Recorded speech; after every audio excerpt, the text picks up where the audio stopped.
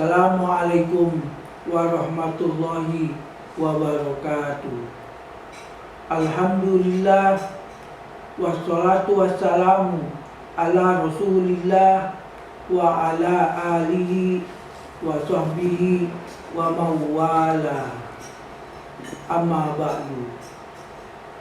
Wa qala Allahu ta'ala fil Qur'anil Karim. A'udzu billahi minasyaitonir rajim. Inna nahnu nazzalna dzikra wa inna lahu lahafizun. Shadaqallahul azim. Ibu-ibu, bapak-bapak, dan saudaraku sekalian yang dirahmati oleh Allah Subhanahu wa ta'ala, marilah kita panjatkan puji dan syukur kehadirat Allah yang telah membuat kita dalam keadaan bahagia lahir dan batin. Topik kajian tadabbur hadis kita kali ini ialah syafaat Al-Quran di akhirat. Saudaraku sekalian yang dirahmati oleh Allah Subhanahu wa ta'ala, kita akan membahas hadis sebagai berikut.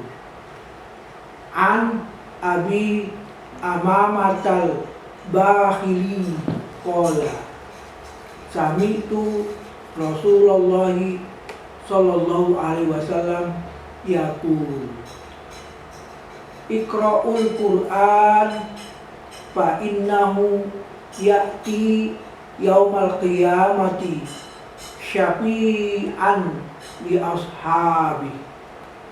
Rawahu Muslim.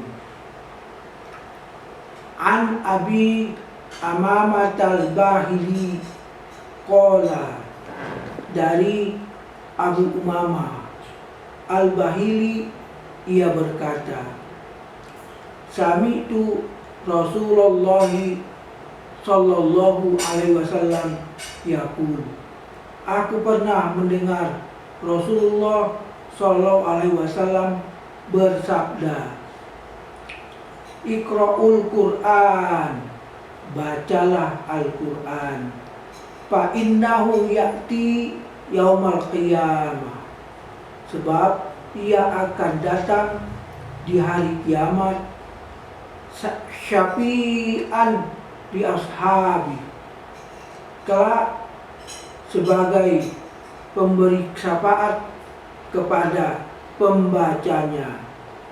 Rawahu Muslim. Hadis di atas menjelaskan tentang keutamaan membaca Al-Quran. Pahala sangat besar yang dijadikan dalam hadis di atas adalah Al-Quran sebagai pemberi syafaat untuk masuk jannah bagi para pembacanya. Saudaraku sekalian yang dirahmati oleh Allah Subhanahu wa ta'ala, kita akan melihat 4 jenis syafaat Al-Quran, yaitu 1. Al-Quran sebagai pemberi syafaat untuk masuk surga. Dalam hadis sahih Rasulullah SAW bersabda, Iqra'ul Qur'an fa innahu ya'ti yaumal qiyamati syafi'an li ashabi. Bacalah Al-Quran, karena Al-Quran akan datang pada hari kiamat nanti sebagai pemberi syafaat bagi yang membacanya atau dengan tadabbur dan mengamalkannya. Rawahu Muslim.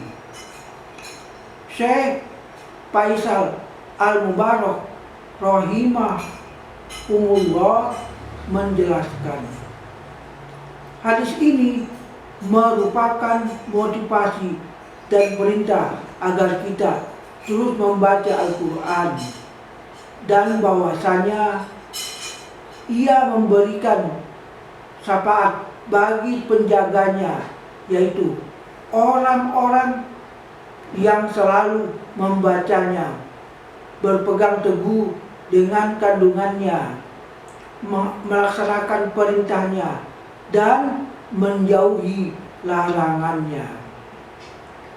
Al-Alamah Abu Laud Al-Munawi rahimahumullah menjelaskan bahwa orang yang hanya membaca atau menghafal ayat-ayatnya tanpa mempedulikan aplikasi kandungannya, maka ia tidak dianggap sebagai penjaga Al-Quran yang berhak mendapatkan syafaatnya. 2. Al-Quran sebagai pengangkat derajat dalam surga. Rasulullah SAW bersabda, hadis Abdullah bin Amr radhiyallahu anhu, bahwa Rasulullah SAW bersabda, yuqalu li sahibil Quran iqra warattil kama kunta turattil fid dunya fa inna man zilaka inda akhiri ayat tuqra'uha. Dikatakan kepada orang yang membaca atau mengamalkan Al-Quran nanti, bacalah dan naiklah serta tartillah sebagaimana engkau dunia mentartilnya, karena kedudukanmu adalah pada akhir ayat yang engkau baca atau hafal. Hadis ini meriwayatkan oleh Imam Abu Daud dalam sunannya dan At-Tirmidzi. Para ulama rahimahullah menyatakan bahwa setiap seseorang membaca satu ayat, maka ia akan dinaikkan satu tingkatan surga hingga ia berhenti pada ayat terakhir hafalannya. Ketiga, Al-Quran menghindarkan penjaganya dari adanya hisab atau perhitungan amal yang buruk. Dalam Ibnu Abbas radhiyallahu anhu berkata, siapa yang membaca Al-Quran dan mengikuti petunjuknya, maka ia akan memberinya hidayah di dunia dan melindunginya dari buruknya hisab amalan dari kiamat kelak. Karena Allah Subhanahu wa ta'ala berfirman, pamani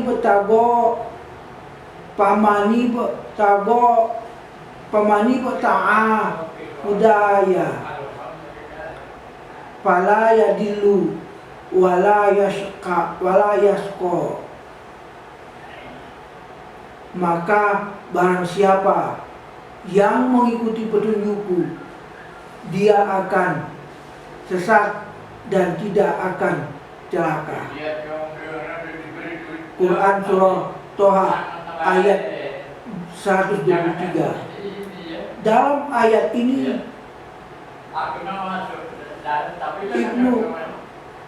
Imam Ibnu Ashur rahimahullah berkata, perkataan dalam ayat ini, fala yadillu, ia tidak akan sesat, yakni berkata bahwa bila seseorang mengikuti petunjuk yang berasal dari Allah yang diturunkan lewat lisan Rasulnya, maka ia akan diselamatkan dari adanya kesesatan di dunia ini. Adapun makna wala yashqa, tidak akan celaka atau sengsara, Quran surah Toha 123, adalah tidak mendapatkan kesengsaraan di akhirat nanti. Sebab bila ia telah selamat dari kesesatan di dunia ini, maka dengan serta-merta ia juga akan selamat dari kesengsaraan di akhirat kelak. Keempat, kedua orang tua penjaga Al-Quran mendapatkan syafaat kemuliaan di akhirat kelak. Dalam hadis disebutkan dari Buraidah radhiyallahu anhu, Nabi SAW bersabda, "Man qara'al Qur'an, barang siapa yang membaca Al-Quran, wa ta'allamahu wa amila bihi albisa yaumal qiyamah, mempelajarinya dan mengamalkannya kelak pada hari kiamat, tajan min nuri dau'uhu mislu dau'is syams." Dikatakan anggota, dikenakan mahkota dari cahaya yang sinar kemilauan seperti cahaya matahari. Wa yuksa walidayhi kultan la tuqawwamu bihimad dunya. Dan bagi kedua orang tuanya masing-masing dikenakan untuknya dua pakaian kebesaran, yakni tak bisa dinilai dengan dunia. Payakulan, maka kedua orang tuanya bertanya, bima kusina haza, karena apa kami diberi pakaian atau kemuliaan seperti ini? Payuqalu, maka dijawab, yakzi waladikumal Qur'an, karena anak kalian berdua belajar dan menghafal Al-Quran. Al-Mustadrak Al-Hakim. Hadis ini menjelaskan secara gamblang bahwa keutamaan ini hanya didapatkan oleh kedua orang tua menjaga Al-Quran yang membaca atau menghafal dan mengamalkannya. Syekh Abdul Aziz Ar-Rajihi hafizahullah berkata, para penjaga Al-Quran adalah orang-orang yang mengamalkan kandungannya meskipun mereka tidak menghafalnya di luar kepala. Sebab itu barang siapa yang membaca Al-Quran dan mengamalkan kandungannya, maka ia sudah termasuk kerabat Allah secara khusus, baik ia menghafalnya di luar kepala atau tidak. Namun bila ia menghafalnya, maka tentunya sangat utama. Dan bila ia tidak menghafalnya, dia hanya melalui membacanya lewat mushaf dan selalu mengamalkan kandungannya, maka ia termasuk dalam golongan penjaga Al-Quran. Inilah beberapa jenis syafaat Al-Quran terhadap para penjaganya di akhir kelak. Semoga kita semua termasuk dalam golongan yang diberi syafaat olehnya di hadapan Allah Subhanahu wa ta'ala. Saudaraku sekalian yang dirahmati oleh Allah Subhanahu wa ta'ala, kesimpulan tadabbur hadis berikut ini ialah 4 jenis syafaat Al-Quran. 1. Untuk masuk surga. 2. Pengangkat derajat di surga. 3. Menghindarkan penjaganya dari adanya hisab. 5. Kedua orang tua dikenakan mahkota di surga. Assalamualaikum warahmatullahi wabarakatuh.